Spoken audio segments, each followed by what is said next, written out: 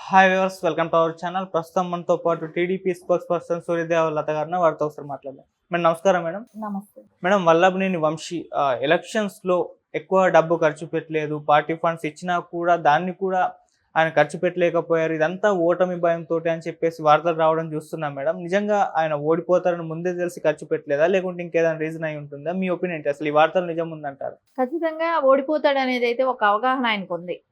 ఎందుకంటే ఏ రోజైతే భువనేశ్వరి గారి గురించి ఆయన మాట్లాడటం కానివ్వండి, ఆ భువనమ్మని ఎవరు కూడా ఇప్పటి వరకు కూడా ఆవిడ బయట వచ్చి ఏ రోజు కూడా ఆవిడ రాజకీయాల గురించి మాట్లాడిన వ్యక్తి. సో అంటే నారా చంద్రబాబు నాయుడు గారికి 45 సంవత్సరాల రాజకీయ అనుభవం ఉన్న వ్యక్తి. ఏ రోజు కూడా అలాంటి ఆయన వైఫ్గా ఉన్నప్పుడు కూడా ఆవిడ ఎప్పుడూ కూడా రాజకీయాల గురించి మాట్లాడలేదు. అలాంటి వ్యక్తి పేరు అసెంబ్లీలో తీసి మాట్లాడటం, అది ఏ పార్టీ గుర్తు మీద నువ్వు గెలిచి వెళ్ళావు? గెలిచింది టీడీపీ మీద, సైకిల్ గుర్తు మీద గెలిచావు. ఏ పార్టీ అయితే నీకు భిక్ష పెట్టిందో, ఏ పార్టీ నాయకుడైతే నీకు బీఫామ్ ఇచ్చాడో, ఆ నాయకుడు సతీమణి ఆయన భువనమ్మ గారిని అలా దూషించటం, అలా మాట్లాడటం అనేది ఎవరూ కూడా సహించలేకపోయారు. నారా చంద్రబాబు నాయుడు గారు ఏ రోజు కూడా బాధపడలేదు ఇదే విషయంలోనూ కూడా. అంటే రాజకీయ పరంగా ఎన్నో ఎదుర్కోవచ్చు, సార్ పర్సనల్ అటాక్లు చేయటం అనేది ఎవరు కూడా సహించలేరు. అలాంటిది రాజకీయాలకు అతీతంగా ఉంటారు, ఎప్పుడూ బయట రారు. అలాంటి వ్యక్తిని మాట్లాడటం అనేది ఎవరు కూడా హర్షించలేకపోయారు ఆ టైంలో. సో ఆయన కూడా చాలా బాధపడ్డారు. కానీ అది ప్రజలందరూ కూడా చూసినప్పుడు ఖచ్చితంగా ప్రజలందరికీ కానివ్వండి, ఆ గన్నవరం నియోజకవర్గ ప్రజలకే కానివ్వండి, అందరికీ కూడా చాలా బాధపడ్డారు. ఇలాంటి వ్యక్తిన మనం ఎమ్మెల్యేగా ఎంచుకున్నది, మనం ఎవరినైతే నమ్మి ఓటు వేసామో, తెలుగుదేశం క్యాండిడేట్ని నమ్మి ఓటు వేసినప్పుడు అదే పార్టీ నుంచి గెలిచి అదే అసెంబ్లీకి వెళ్ళి అదే కుటుంబాన్ని కానివ్వండి, అదే వ్యక్తులనే కానీ విమర్శించటం కానివ్వండి, ఎవరూ కూడా జీర్ణించుకోలేకపోయారు. ఖచ్చితంగా అయితే బుద్ధి చెప్పాలనేది అయితే అనుకున్నారు. అప్పుడు కూడా అమ్ముడుపోయి వెళ్ళాడు. ఏదైతే ఎమ్మెల్యేగా గెలిచిన తర్వాత అమ్ముడుపోయి వెళ్ళి తర్వాత మాట్లాడటం జరిగింది. అవన్నీ కూడా ఎవరు మర్చిపోలేకపోయారు. ఏదైతే జగన్మోహన్ రెడ్డి తొత్తులాగా ఉన్నాడు, అక్కడ డబ్బులు తీసుకోవటం జరిగింది. ఆయన ఖర్చు పెట్టమని చెప్పి ఇచ్చిన డబ్బు ఇంకా జీవితంలో రాజకీయ భవిష్యత్తు అనేది లేకుండా పోయింది. కాబట్టి ఇంకా మనం రాజకీయంగా మనం ఇంకా ఏ రోజు మనకు భవిష్యత్తు లేదు. కాబట్టి ఆ వచ్చిన డబ్బులైనా దాచుకుందాం అనుకున్నాడో ఏమో, అది దాచుకోవటానికి ట్రై చేసినట్టే ఉన్నాడు. ప్రజలకి పంచింది కూడా ఏమీ లేనట్టే ఉంది. ఖచ్చితంగా ఓడిపోతాం అనేది అయితే ఆయనకు ఒక అవగాహనకు వచ్చేసాడు. సో దాని మూలనే ఆ ప్రయత్న దిశగా కూడా వెళ్ళలేదనిపిస్తుంది. మేడం పార్టీ కూడా ఫండ్స్ బాగా ఇచ్చిందంట కదా, మరి దాన్ని కూడా వాడుకోలేదని అంటున్నారు మేడం. దాంట్లో అదెందుకు అంటారు మేడం? ఖచ్చితంగా ఓడిపోయేటప్పుడు ఎందుకు డబ్బులు ఖర్చు పెట్టాలి? చేతిలో ఉన్న డబ్బుల్ని ఎందుకు వదిలేసేసుకోవాలి? మనం ఎలాగో గెలవనప్పుడు ఎందుకు ఖర్చు పెట్టాలి, ఎందుకు వాళ్ళకి ఇవ్వాలి అనేదైతే ఒక క్లియర్ కట్గా వచ్చేసింది. అప్పటికే కొన్ని రోజులు సన్నాయి రాగాలు పాడినట్టు నేను భువనమ్మని ఏమీ అనలేదు, నన్ను క్షమించమని నేను క్షమాపణ అడుగుతున్నాను, ఆ తొందరలో నేను ఏదో మాట్లాడిపోయి ఏదో టంగ్ స్లిప్ అయింది అని అన్నాడు. కానీ అదంతా అబద్ధం అనేది ప్రజలకు తెలియదా? సో అంటే నువ్వు తాగి మాట్లాడావని అంటారా?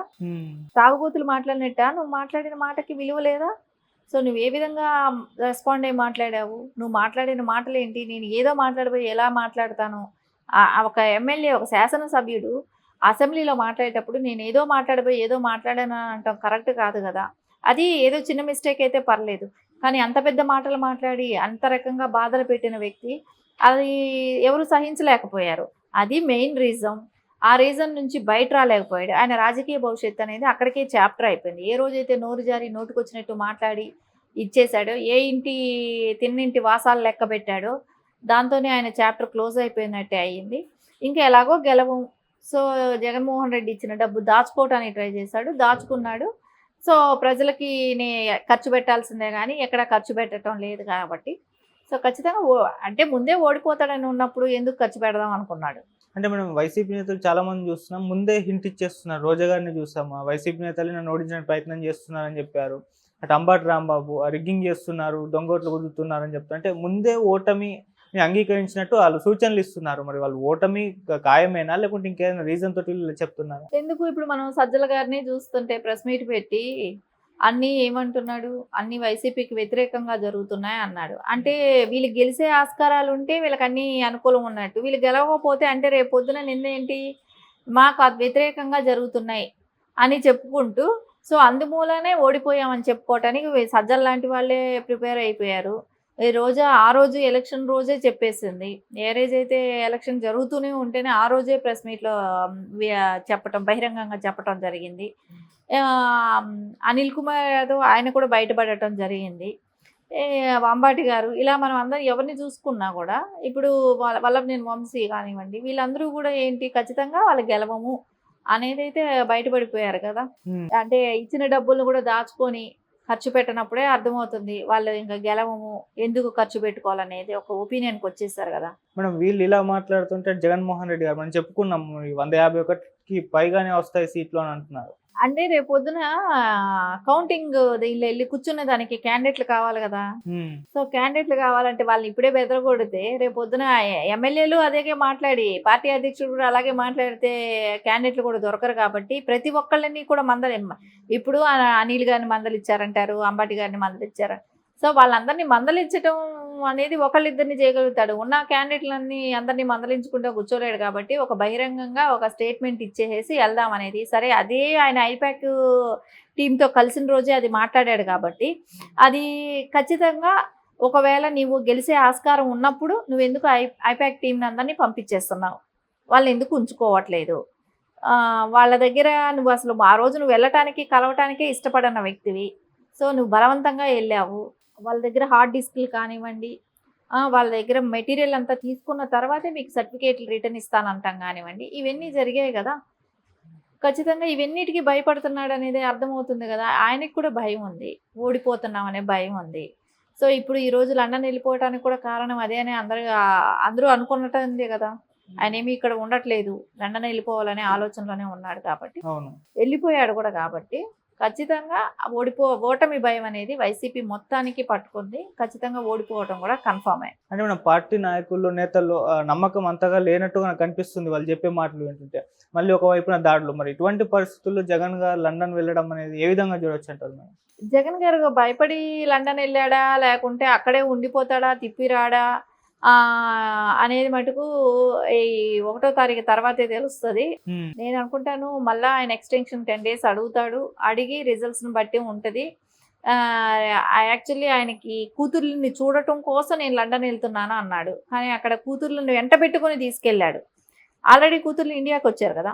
సో, ఇండియాకొచ్చినప్పుడు వెంటబెట్టి తీసుకెళ్ళాడు గానీ, ఆయన అక్కడ వాళ్ళున్నారు నేను చూడటానికెళ్తున్నానని కోర్ట్‌లో పిటిషన్ ఏసాడు. కానీ విరుద్ధంగానే జరిగింది.